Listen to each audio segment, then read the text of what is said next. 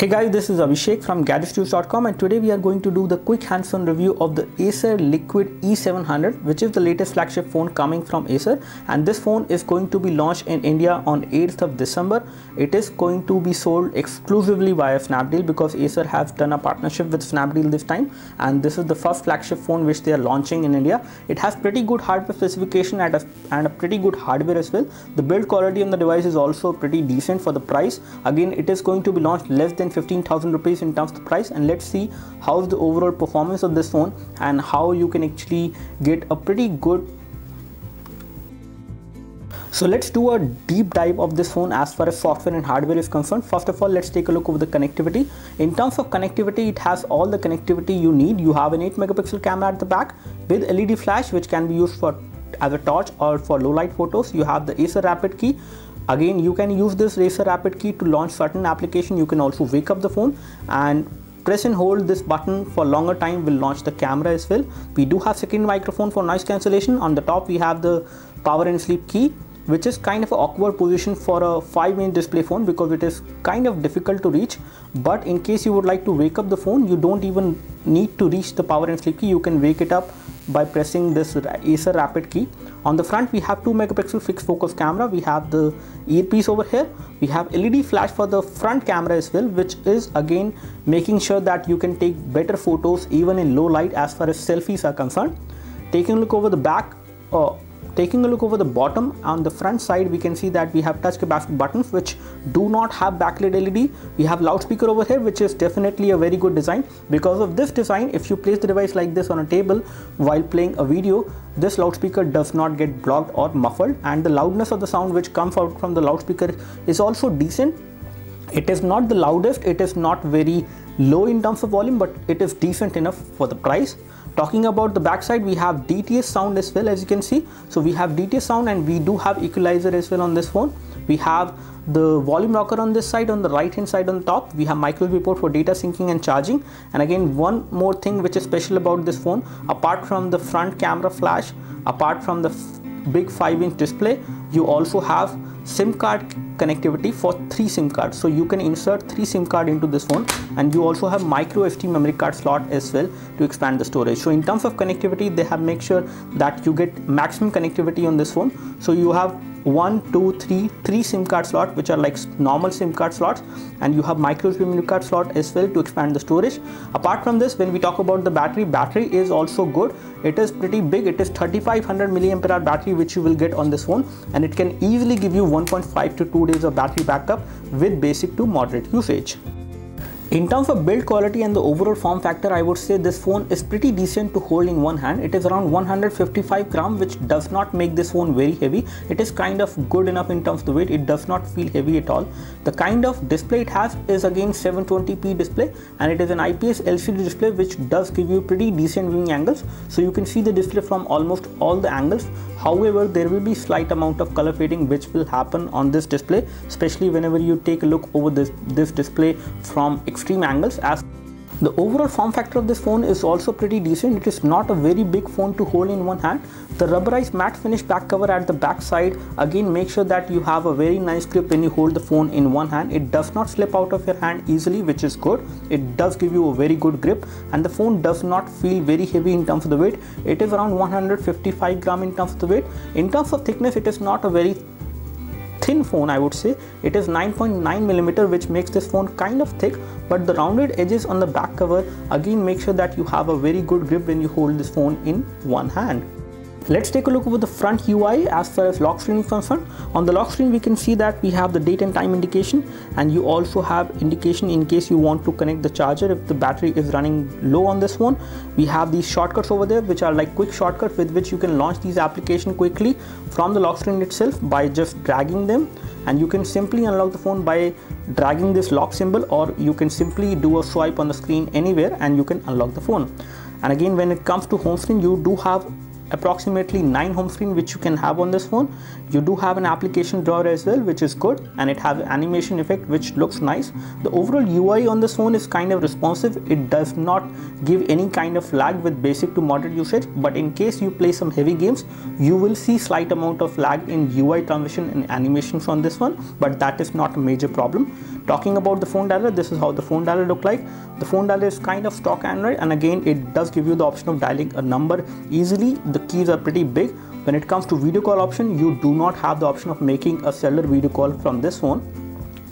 When we take a look over the messaging application is again stock Android in terms of the overall look and feel, but the keyboard is not stock Android. As you can see, we have swipe keyboard on this device, which allows you to do continuous swiping on this phone by just swiping your fingers, and you also get these suggestions at the top, especially in case you would like to type fast.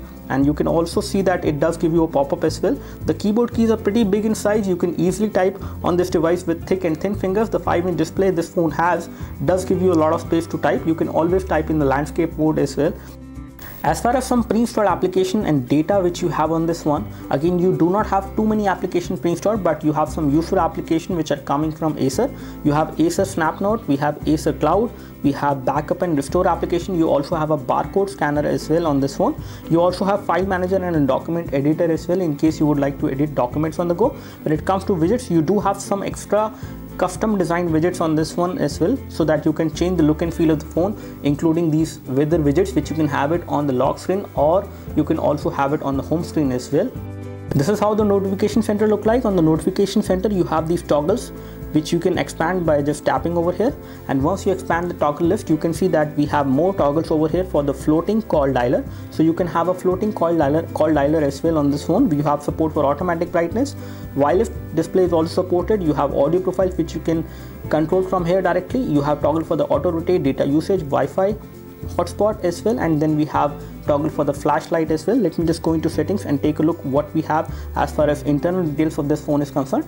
So version of Android which is running is 4.4.2 KitKat, which is good, not the latest one, but again you have the option of updating the software on this device by using system updates. System updates are supported on this one, and again we have not actually used this phone much. I have been using this phone for a week now, and we have already a system update which is rolled out. So you will get system updates on this device periodically as per the information which we have got from Acer. On the storage front, this device has 16 GB of internal storage, which is pretty big, and system has taken approximately 1.85 GB, and the total free storage which you will get on this phone is going to be 12.46 GB approximately. We have installed a couple of applications in game, that is why the available storage is slightly less. And again, another good thing is that you have the option of installing the application on the SD card. You can change the default write disk from the phone memory to the SD card. You can also move applications from the phone memory to the SD card, and let me just show you that. And we will also take a look over the RAM scenario. First of all, let's take a look over the application movement from the phone memory to the SD card. For example, if we have Nina Mark, and in case you would like to move this application from the phone memory to the SD card, you just need to tap this button and you can move this application from the phone memory to SD card.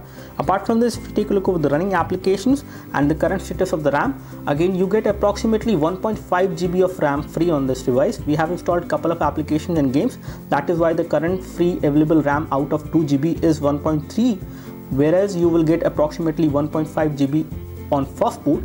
And the current status of the RAM is like this: 644 MB of the 2 GB RAM is being used and 1.3 GB is free. The current amount of free RAM which we have on this phone and the RAM which we got on the first boot does allow you to do a lot of things. So you can install heavy application in game on this phone and you will not notice any kind of lag. On the display front, as you can see, we have the wallpaper settings over here. You can set a live wallpaper, a static wallpaper, and you can also set video wallpapers as well on this phone. Some other settings include the display, and again, as you can see on the display front, we have wallpaper settings over here. We have the option to set a live wallpaper, a static wallpaper, or a video wallpaper as well on this phone, which is a good thing. Apart from this, if we take a look over some of the sound settings which we have outside, so we have DTS Studio Sound, and under these sound options you can see that you can control over the treble levels of the loudspeaker, you can control over the bass level of the loudspeaker, and you can have different kind of preset equalizers which you can use as per the purpose for which you are using the phone, and in case you are listening music, you can actually have different kind of equalizer settings, and you also have equalizer settings for the video mode as well. For different kind of video modes, you have different kind of equalizers. Also have support for sharing 3G internet on this phone. You can create a portable Wi-Fi hotspot and share the 3G internet. You have support for USB tethering, and Bluetooth tethering is also supported. Here we have the hardware configuration of the phone listed. As you can see, we have ARMv7 processor on this device, clocked at 1.3 GHz. It is a MediaTek 6582 chipset. And when we talk about the display resolution, we have 720 x 1280 display resolution. We have Mali 400 MP GPU on this phone. And as far as sensors are concerned, we have accelerometer sensor, proximity sensor, light, orientation, and magnetic field sensor as well on this phone. Now here we have the camera interface, and let me just check out the camera quality on this phone. I will take the photo of my iPhone 6, one with artificial light, which we have as of now, and one without the artificial light. So the first photo has been taken, and let me just take the same photo again without the artificial light. So again, right now we have a kind of a low light scenario. So I've taken both of these photos, and let me just show you both of them one by one. So this is the one which has been taken without artificial light. As you can see, the amount of details which you can see in this photo is not that good. You can actually see good amount of blur in this photo, whereas the one which has been taken with artificial light, it looks better in terms of details. You can read the text as well on the display, whereas you cannot read the text in this one, which is kind of blur. The color production which has been done over here on the one which has been taken without artificial light is pretty decent, I would say, not bad. And the one which has been taken with light, this is also looking pretty good. The rear camera is doing a pretty good job, both in low light as well as in artificial light, and in daylight it performs pretty good. Apart from this, if we take a look over the camera options, we can show you the resolution. So the resolution at which the photo is captured is 16:9, and you have 8 megapixel maximum resolution supported. And when it comes to video settings, I can show you that as well. For the video settings, you can record high definition video on this phone. You can start recording the video like this, and you can take photos in between as well, which can be pretty quick. So when it comes to video, you can record high definition video from this phone. And when it comes to the front camera, let me just talk about the front camera now. So this is how the front camera look like. In case you would like to take a selfie from the front camera, you can take pretty good selfies. So if I take a selfie of mine as of now, and I will take the same photo without these artificial light which we have here, and this time the photo may not look that good. And let me just take this photo again with the help of this flashlight which is there at the front. So we have enabled the flashlight, and now this time the photo should come out to be better, and it does have face detection as well, which is good. So it has not used the flashlight in this case. Let me just take this photo again.